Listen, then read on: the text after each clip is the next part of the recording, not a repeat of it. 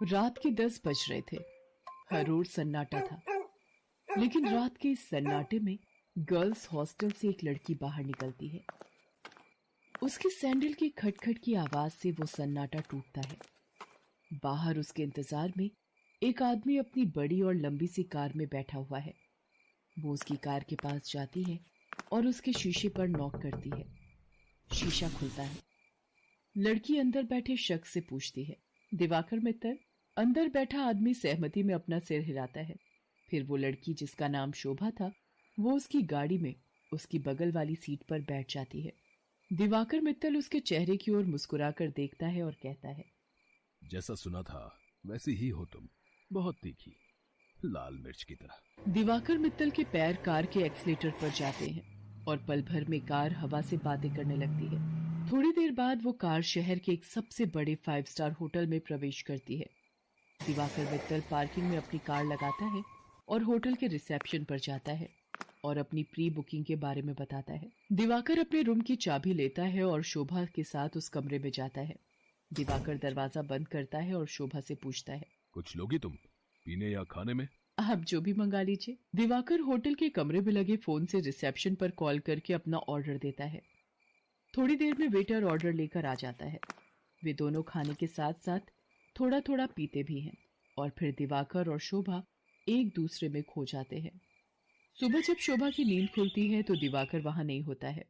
उसके तकिए के नीचे नोटों की गड्डी रखी होती है। वो गड्डी को उठाती है, फिर होटल के बाहर आती है। बाहर आकर वो एक कैब बुक करती है और उसमें बैठकर गर्ल्स हॉस्टल की ओर निकल जाती है। कैब वाला बीच बीच में उसे घूर कर देखता है तो शोभा को गुस्सा आ जाता है। क्या देख रहे हो? क्या देख रहे हो बार बार पीछे मुड़कर? आगे देखकर गाड़ी चलाओ, नहीं तो अभी तेरी कंपनी में फोन करूंगी, फिर सारा घूरना निकल जाएगा। कैब वाला शोभा की बातों से डर गया। शोभा कैब की खिड़की से बाहर देखती हुई जा रही थी और मन ही मन खुद से बातें कर रही थी। सब कुछ कितना फेक है ना यहाँ, सब कुछ। कौन आदमी कौन सा चेहरा लगाए घूम रहा है, किसी को पता नहीं है। मैं भी तो पिछले कई महीनों से एक नकली चेहरा लगाए घूम रही हूँ। सच कहूं तो घिन आती है मुझे उस चेहरे से, दम घुटता है मेरा। लेकिन अब इस चेहरे के बिना मैं रह भी तो नहीं सकती। ये कहानी है जमालपुर की रहने वाली शोभा की। शोभा शहर के एक हॉस्टल में रहती है और इंजीनियरिंग की पढ़ाई कर रही है। वो 8 महीने पहले ही शहर आई है। शोभा के पिता दीनदयाल उससे बहुत प्यार करते हैं। उसे अब भी याद है जब वो ट्रेन में बैठकर शहर आ रही थी तो। क्या बाबा, आप इस तरह बच्चों की तरह रोएंगे तो मैं शहर कैसे जाऊंगी? क्या कहूँ शोभा, 5 बरस की थी तू जब तेरी अम्मा तुझे गोद में डालकर हमेशा के लिए हम सबको छोड़कर चली गई। तब से तुझे ही देखकर जिया है। जानती हूँ बाबा। सोचा था कि एक बार ही तुझे विदा करूंगा जब तेरी शादी होगी, लेकिन शादी के पहले ही। ये कहकर दीनदयाल शोभा को गले लगाकर फिर से फूट फूट कर रोने लगा। ठीक है बाबा, मैं नहीं जाती हूँ शहर, यही रहती हूँ आपके पास। लेकिन आप ही तो हमेशा जिद करते हैं कि तुम्हें खूब पढ़ना है, बहुत बड़ा आदमी बनना है। अब आगे की पढ़ाई गांव में तो नहीं हो सकती, तभी तो मैं शहर जा रही हूँ। ठीक है, मैं ट्रेन से उतर जाती हूँ। उसी समय ट्रेन की सीटी बजी। दीनदयाल जल्दी से ट्रेन से उतरा। ट्रेन ने कुछ ही देर में रफ्तार पकड़ ली। शोभा ट्रेन से आगे निकलती गई और दीनदयाल पीछे छूटता गया। शहर में शोभा गर्ल्स हॉस्टल में रहने लगी और अपनी पढ़ाई करने लगी। उसकी रूम पार्टनर थी रेखा। रेखा का बैकग्राउंड भी शोभा की तरह ही था। उसके पिता नहीं थे। उसकी माँ दूसरों के खेतों में काम करती थी। बहुत कठिनाई से गुजर बसर होता था। एक दिन की बात है, शोभा कमरे की सफाई कर रही थी तो उसे रेखा के तकिए के नीचे से नोटों की गड्डी मिली। इतने सारे पैसे, ये यहाँ कैसे आए? रेखा उस समय नहा रही थी। जब वो नहाकर बाहर आई तो शोभा ने उससे पैसों के बारे में पूछा, लेकिन रेखा ने उसकी बात का सही सही कोई जवाब नहीं दिया। आश्चर्य तो हुआ, क्योंकि वे दोनों अच्छे दोस्त थे। कुछ बात तो है जो रेखा मुझसे छिपा रही है, लेकिन क्या? शोभा ने एक बात और नोटिस किया कि हफ्ते में 3-4 दिन रेखा रात को कहीं चली जाती थी और सुबह वापस आती थी। उसने इस बारे में भी रेखा से पूछा तो, तू भी बिना मतलब जासूसी करती रहती है, तू अपने काम से काम रखना। मैं कहाँ जाती हूँ, क्यों जाती हूँ, हर चीज का हिसाब देना जरूरी है क्या? ये जरूरी तो नहीं, लेकिन कल को हॉस्टल की वार्डन को पता लग गया कि तुम रात रात भर बाहर रहती हो तो क्या होगा? तुझे पता है ना वो कितनी स्ट्रिक्ट है। तो उसकी फिक्र मत कर, मैं संभाल लूंगी उन्हें। धीरे धीरे शोभा ने रेखा की लाइफस्टाइल में बहुत तब्दीली देखी।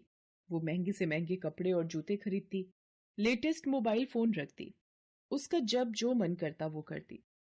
शोभा उसकी लाइफस्टाइल से बहुत प्रभावित हो गई।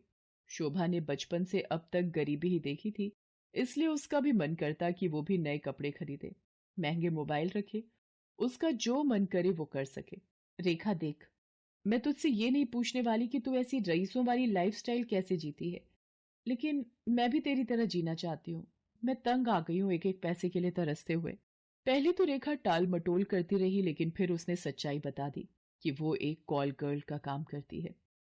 उसकी बातों को सुनकर शोभा शॉक्ड रह गई और उसने कहा कि अगर ये बात वार्डन को पता लग गई तो बड़ी भोली है रे शोभा।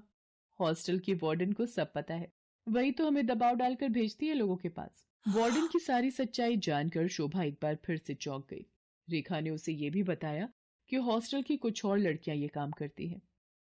शोभा को ये सब सुनकर अजीब तो लगा, लेकिन बेहतर लाइफस्टाइल के चक्कर में वो अपने सम्मान का सौदा करने के लिए तैयार हो। मैं इस गंदे दलदल में फंस गई हूँ। हालांकि इस दलदल ने मुझे बहुत सारी वो चीजें दी जिसके लिए मैं तरसती थी, लेकिन मैंने अपनी मासूमियत खो दी है, मैंने अपनी शांति खो दी है, मैंने अपनी पवित्रता खो दी है। बाबा को कितनी उम्मीद थी मुझसे, और मैं क्या करने लगी मैं। शोभा की आंखें भीग गई थी। वो अब ये काम नहीं करना चाहती थी, लेकिन हॉस्टल की वार्डन उस पर बार बार दबाव डाल रही थी। देख शोभा, जल में रहकर मगर से बैर मत कर, और हाँ, ये सती सावित्री बनने का नाटक छोड़ और जो बोलती हूँ वो कर। शोभा ने वार्डन को फिर से इनकार कर दिया। गुस्से में वार्डन ने उससे कहा, देख शोभा, तेरा इनकार तेरे भविष्य के सारे रास्ते बंद कर देगा। मेरी एक शिकायत पर कॉलेज से भी तुझे निकाल दिया जाएगा, और तुझे मैं इतना बदनाम करवा दूंगी कि इस शहर तो क्या, तू कहीं भी किसी को मुंह दिखाने के लायक नहीं रहेगी। शोभा उस रात हॉस्टल से निकली तो जरूर, लेकिन उसने कुछ तय कर लिया था। वो हॉस्टल से निकलकर सीधा पुलिस स्टेशन पहुंची और इंस्पेक्टर नाजनीन को हॉस्टल और वार्डन की सारी सच्चाई बता दी।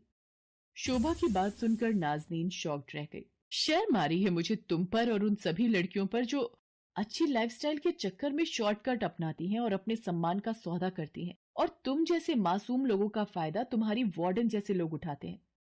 मुझसे बहुत बड़ी गलती हो गई इंस्पेक्टर नाजनीन। मुझे खुशी है कि तुम्हें अपनी गलती का एहसास तो हुआ, लेकिन ये गलती कोई और ना करे और तुम्हारी वार्डन किसी और का फायदा ना उठाए। इसके लिए इस पूरे रैकेट को तोड़ना पड़ेगा।